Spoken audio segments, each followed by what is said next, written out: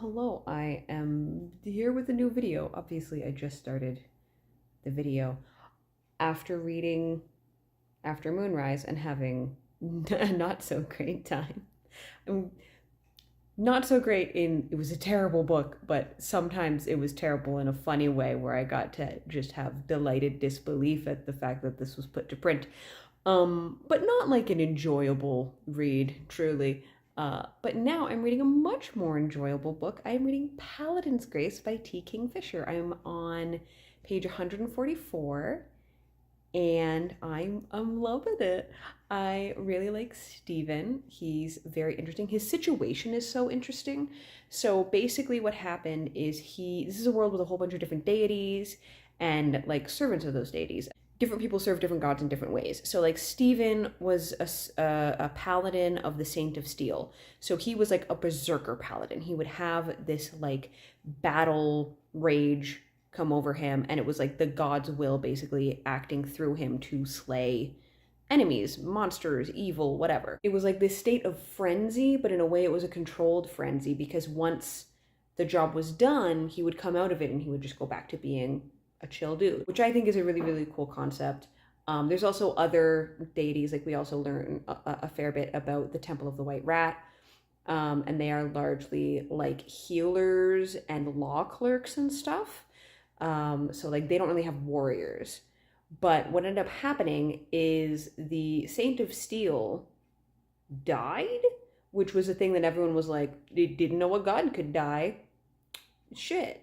But the Paladins of the Saint of Steel ended up going berserk when they felt him die, and now they have to contend with sometimes they will have that battle tide come over them, but there is no god to direct it. And so they're just in this blackout violent frenzy with no real direction. And so a lot of the paladins have ended up dying either because of these battle frenzies or because they just could not go on without their god. There's this immense sense of hollowness because like their god was a part of them effectively. There's only 7 left now, 7 paladins, and they are all living at the Temple of the White Rat, because the Temple of the White Rat deals a lot in like, you know, healing and charity and stuff like that. So they took them in and they're like, we don't have warriors of our own, but sometimes we need protection. So rather than hiring out of temple, you guys come live with us.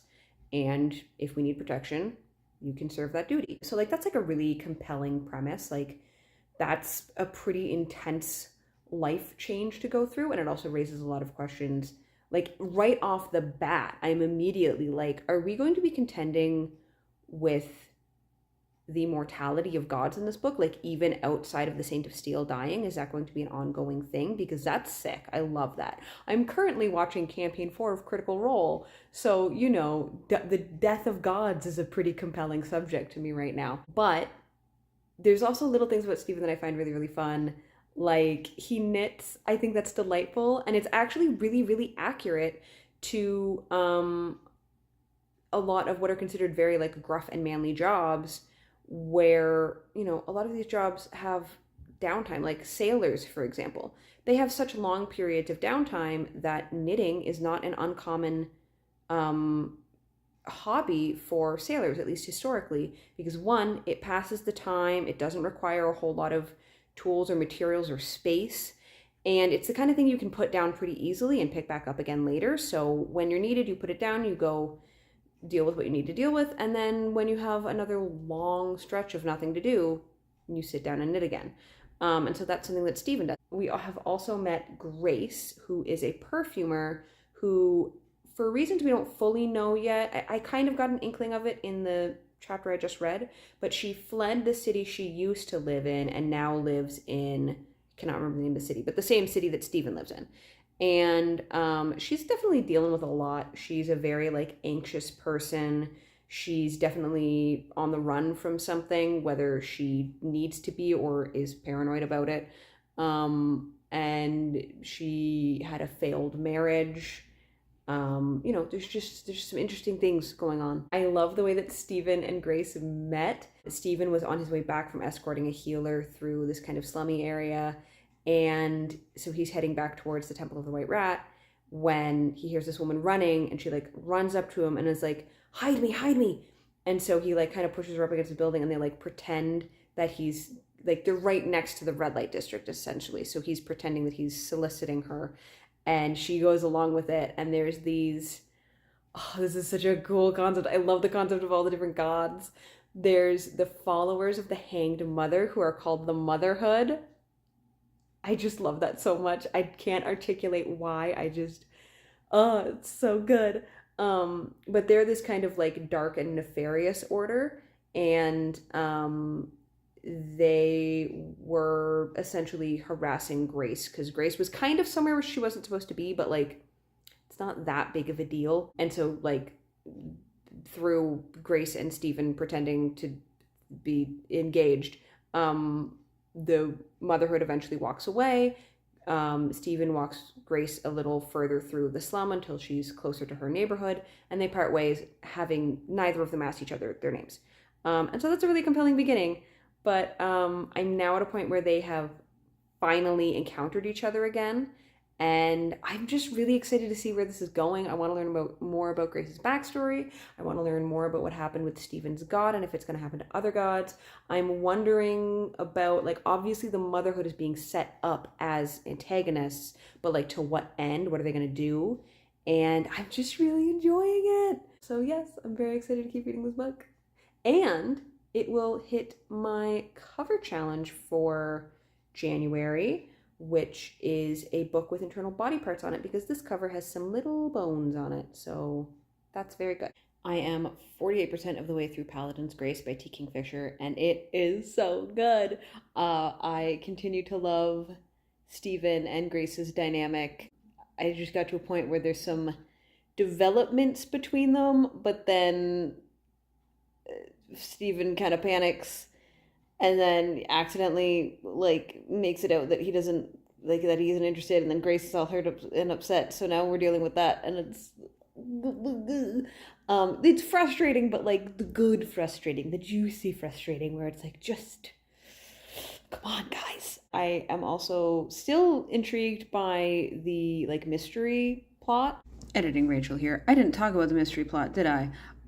Things happen and the characters, I don't know what's a spoiler. The characters stumble upon a would-be crime in progress, and they are trying to figure out what was being attempted, to what end, by who, and why did it turn out the way that it did.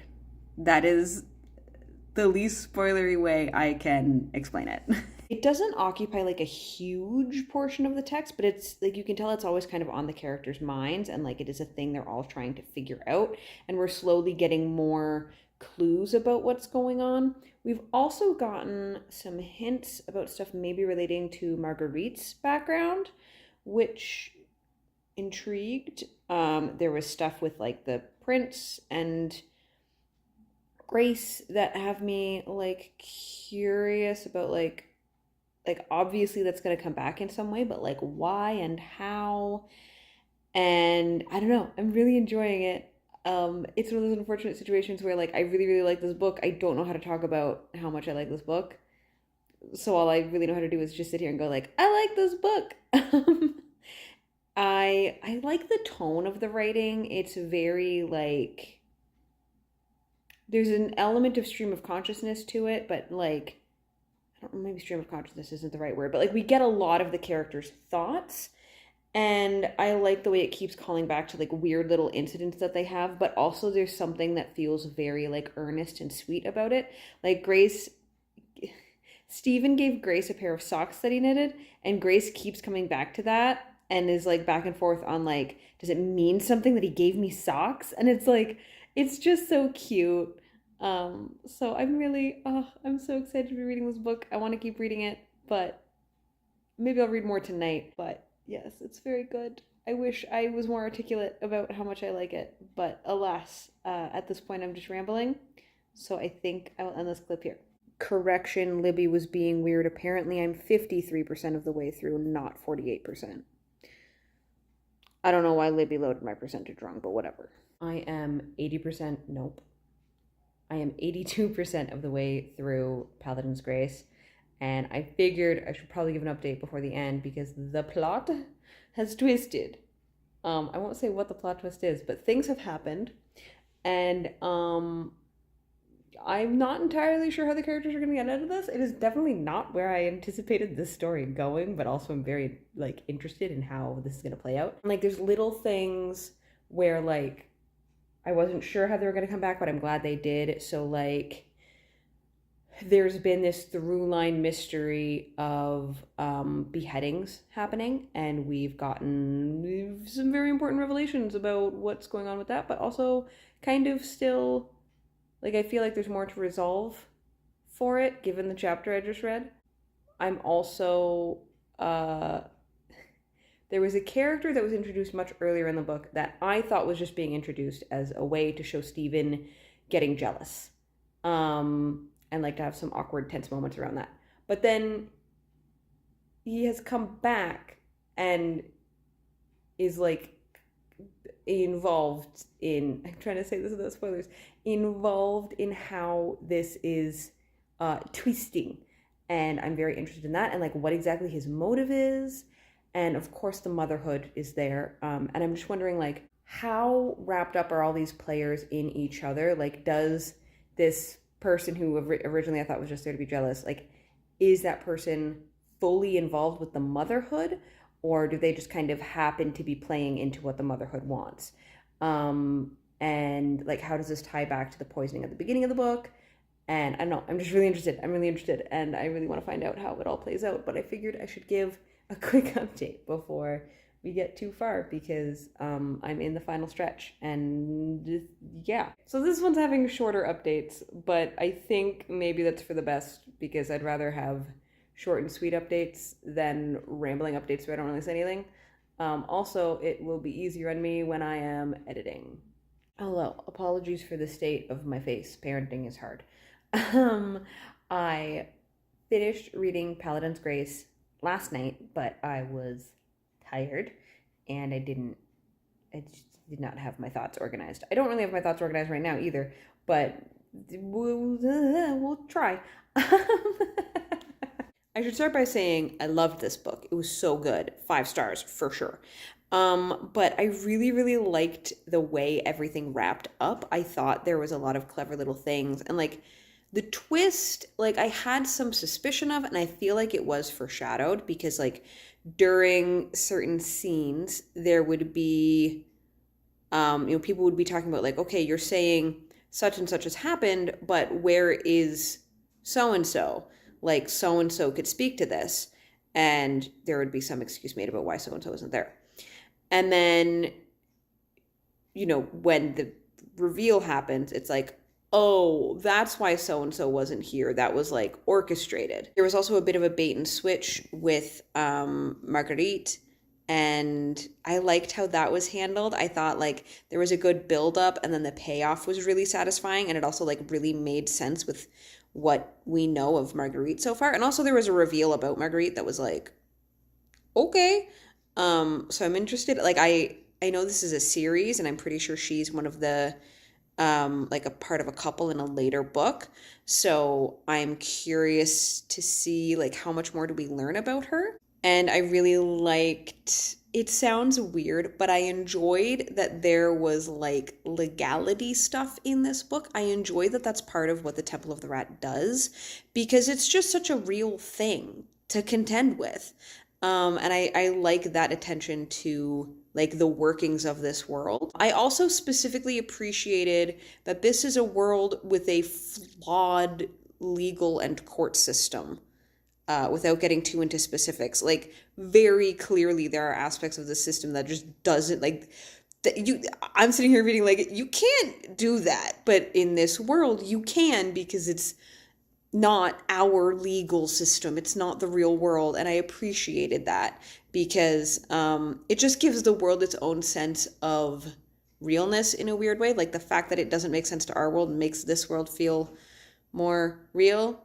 I don't know. Verisimilitude for my Lizzie Bennet Diaries fans. I liked there's like a secondary mystery that was going on, and that's like carrying on into the next book. So I like that detail and the way that that's like a through line. I think that's really interesting. I appreciated how it explored Stephen has like a very real fear of his berserker fits, and like deserved, but I like how this shows like he, again, not getting too into specifics, it showed that he doesn't have to be that afraid. And like I liked that that was like really addressed. It wasn't just like, no, it's fine, sweep it under the rug, don't worry about it. Like we see things unfold and we see that it can be fine. I also really liked that like Grace as a perfumer, that's like, it's not just a background detail about her character, like it's such a thoroughly included aspect of who she is, and it also plays a role in the plot, like a very heavy role in the plot, and I loved that. And I just really really like this book, and I'm tempted to jump into the next one, but although to be fair, I think I have to put it on hold to get it. I think there's a wait for it, but I also want to read other things first. Namely, I got an arc many weeks ago that I have not touched, so I should probably read that, and then we'll see what comes next. But first and foremost, I should actually read my arc so that I will keep receiving arcs. Anyway, I loved this book. It was very well written. I loved the voice. I loved the characters. I think the world is really fun. And I'm excited to keep reading this series. But that does it for this video. If you've made it this far, please leave, is there some kind of perfume or perhaps nose emoji in the comments. And thank you so much for watching, and I will see you in the next video. Bye! As soon as I go to start recording a clip talking about the smut in this book, there's people right outside my apartment in the hallway. So I just had to wait like a solid minute for people to go away. Anyway, I almost forgot to talk about the smut in this book. There is smut in this book. It is not super detailed. It is not super heavy smut. These aren't like super long scenes. It's like a few paragraphs. So just be aware of that. I don't know where in the video this clip is going, but do be aware there is smut in this book. I did not mention that in any previous clips, I don't think, so I just want to make sure I did highlight that.